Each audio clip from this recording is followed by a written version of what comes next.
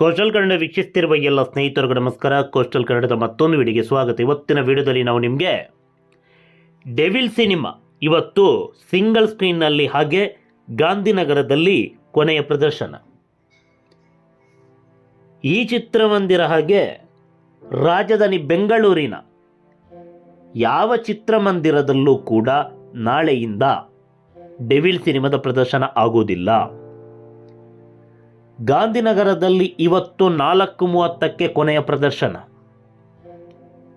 ಈಗಾಗಲೇ ಎಲ್ಲ ಚಿತ್ರಮಂದಿರಗಳಲ್ಲೂ ಕೂಡ ಡೆವಿಲ್ ಸಿನಿಮಾವನ್ನು ತೆಗೆದುಹಾಕಲಾಗಿದೆ. ಎಲ್ಲೂ ಕೂಡ ಪ್ರದರ್ಶನ ಕಾಣ್ತಾ ಇಲ್ಲ.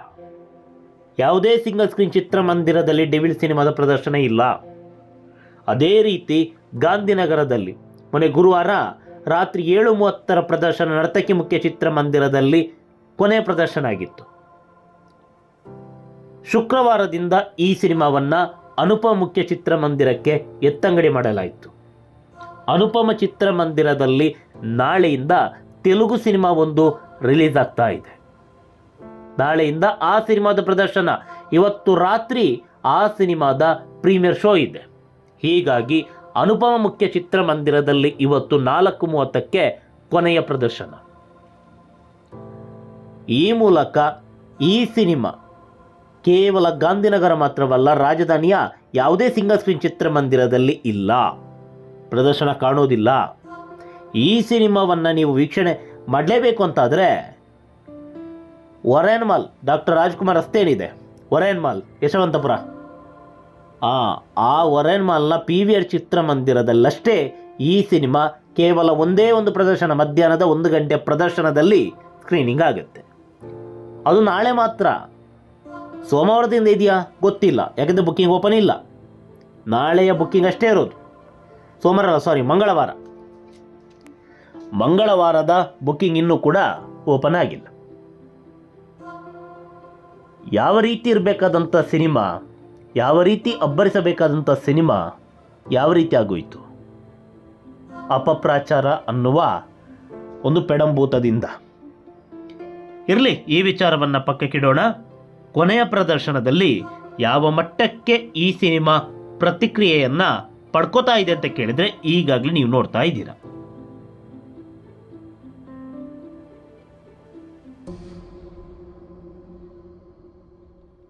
ಈಗ 4 ಗಂಟೆ ಪ್ರದರ್ಶನ ಇರೋದು, 4:30ಕ್ಕೆ ನೋಡಿ ಯಾವ ಮಟ್ಟಕ್ಕೆ ಪ್ರತಿಕ್ರಿಯೆ ಇದೆ ಅಂತ.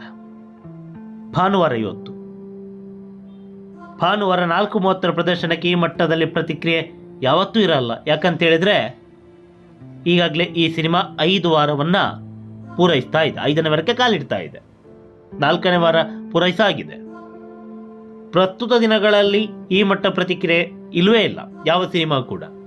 5ನೇ ವಾರದಲ್ಲಿ ಮೊದಲನೇ ವಾರನೇ ಇರಲ್ಲ ಅಂತೀನಿ, 5ನೇ ವಾರಕ್ಕೆ ಇಲ್ಲಿ ಅದು 4:30 ಪ್ರದರ್ಶನಕ್ಕೆ. ಆದರೂ ಕೂಡ ಪ್ರತಿಕ್ರಿಯೆ ಇದೆ, ಕಾರಣ ಗೊತ್ತಿಲ್ಲ. ಯಾಕೆ ಅಪಪ್ರಚಾರ ಮಾಡಿದ್ರು ಅನ್ನೋದಕ್ಕೂ ಉತ್ತರ ಇಲ್ಲ. ಪ್ರಸ್ತುತ ಕೊನೆ ಪ್ರದರ್ಶನ ಅಂತ ಹೇಳಿ ಪ್ರೇಕ್ಷಕರು ಬಂದರು, ಅದಕ್ಕೂ ಉತ್ತರ ಇಲ್ಲ. ಪ್ರತಿಕ್ರಿಯೆ ಇದೆ, ಎಷ್ಟು ಪ್ರತಿಕ್ರಿಯೆ ಇದೆ, ಏನು ಪ್ರಯೋಜನ? ಕೊನೆ ಪ್ರದರ್ಶನ ಅಲ್ವಾ. ಹೀಗಾಗಿ ಇನ್ನೂ ಕೂಡ ಸಮಯ ಇದೆ, 20 ನಿಮಿಷ. ಇನ್ನಷ್ಟು ಪ್ರೇಕ್ಷಕರು ಬರ್ಬೋದು, ಭರ್ತಿ ಆಗ್ಬೋದು. ಎಷ್ಟು ಭರ್ತಿ ಆದರೂ, ಹೌಸ್ಫುಲ್ ಆದರೂ ಅಷ್ಟೇ. ನಾಳೆಯಿಂದ ಈ ಚಿತ್ರಮಂದಿರದಲ್ಲಿ ಈ ಸಿನಿಮಾ ಪ್ರದರ್ಶನ ಕಾಣೋದಿಲ್ಲ. ಜೊತೆಗೆ ರಾಜಧಾನಿ ಬೆಂಗಳೂರಿನ ಯಾವುದೇ ಸಿಂಗಲ್ ಸ್ಕ್ರೀನ್ ಚಿತ್ರಮಂದಿರದಲ್ಲಿ ನಾಳೆಯಿಂದ ಪ್ರದರ್ಶನ ಇಲ್ಲ. ಬೇಕಂತಾದರೆ ಒರೇನ್ ಮಾಲಿಗೆ ಹೋಗಿ ಸಿನಿಮಾವನ್ನು ವೀಕ್ಷಣೆ ಮಾಡಬೇಕು. ಎಷ್ಟು ಮಂದಿ ಹೋಗ್ತಾರೆ ಗೊತ್ತಿಲ್ಲ. ಒಂದು ಅತ್ಯುತ್ತಮವಾದಂಥ ಸಿನಿಮಾ ಅಪಪ್ರಚಾರದಿಂದ ಯಾವ ರೀತಿ ನಿರೀಕ್ಷಿತ ಮಟ್ಟದ ಗೆಲುವನ್ನು ಸಾಧಿಸಿಲ್ಲ ಅನ್ನೋದಕ್ಕೆ ಇದು ತಾಜಾ ಉದಾಹರಣೆ. ಸಿನಿಮಾ ಅದು ಒಂದಂತೂ ಸತ್ಯ, ಈ ಸಂದರ್ಭದಲ್ಲಿ ಡೆವಿಲ್ ಬದಲು ಕಾಟೇರ ಬರ್ತಾ ಇದ್ರೆ 2023ಕ್ಕೆ ಕಾಟೇರ ಯಾವ ಮಟ್ಟಕ್ಕೆ ಅಬ್ಬರವನ್ನು ಕಂಡಿತ್ತು, ಯಾವ ಮಟ್ಟಕ್ಕೆ ರೆಸ್ಪಾನ್ಸ್ ಆ ಸಿನಿಮಾಗೆ ಇತ್ತು, ಅದಕ್ಕಿಂತಲೂ 4 ಪಟ್ಟು ಹೆಚ್ಚಿನ ಪ್ರತಿಕ್ರಿಯೆ ಈ ಸಿನಿಮಾಗೆ ಇರ್ತಿತ್ತು.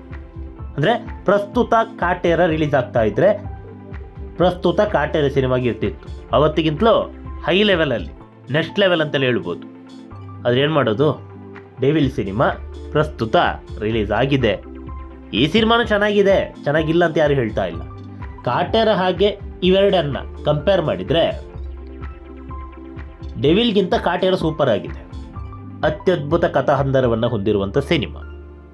ಇರಲಿ, ಅದೇನು ಆಗೋಯ್ತು, ಏನು ಮಾಡೋಕ್ಕಾಗಲ್ಲ. ಅಪಪ್ರಚಾರದಿಂದ ಈ ಸಿನಿಮಾ ನಿರೀಕ್ಷಿತ ಮಟ್ಟದ ಗೆಲುವನ್ನು ಸಾಧಿಸಿಲ್ಲ. ಒಂದು ವೇಳೆ ಬೇರೆ ಯಾವುದೇ ನಟರು ಈ ಸಿನಿಮಾವನ್ನು ಮಾಡ್ತಾ ಇದ್ದರೆ ಇಷ್ಟೊಂದು ಅಪಪ್ರಚಾರ ಆಗ್ತಾ ಇರಲಿಲ್ಲ. ದರ್ಶನ್ ಅವರು ಈ ಸಿನಿಮಾವನ್ನು ಮಾಡಿದ್ದಕ್ಕೇನೆ ಈ ಮಟ್ಟದಲ್ಲಿ ಅಪಪ್ರಚಾರ. ಕಾರಣ ಗೊತ್ತಿಲ್ಲ, ಪ್ರಶ್ನಾರ್ಥಕ. ರಾಜಕಾರಣದ ಬಗ್ಗೆ ಸಿಕ್ಕಾಪಟ್ಟೆ ಟೀಕೆಯನ್ನ ಈ ಸಿನಿಮಾದಲ್ಲಿ ಮಾಡಲಾಗಿದೆ. ಅದೇ ಒಂದು ಕುತಂತ್ರ ಅಂತ ಅನಿಸುತ್ತೆ ಈ ಸಿನಿಮಾವನ್ನ ಬಗ್ಗು ಬಡಿಯೋದಕ್ಕೆ. ಜೊತೆಗೆ ದರ್ಶನ್ ಅವರನ್ನ ಹೇಗಾದರೂ ಮಾಡಿ ಸೋಲಿಸಬೇಕು ಅನ್ನುವ ಒಂದಿಷ್ಟು ಮನಸ್ಥಿತಿಗಳು ಎಲ್ಲ ರಂಗದಲ್ಲೂ ಇವೆ.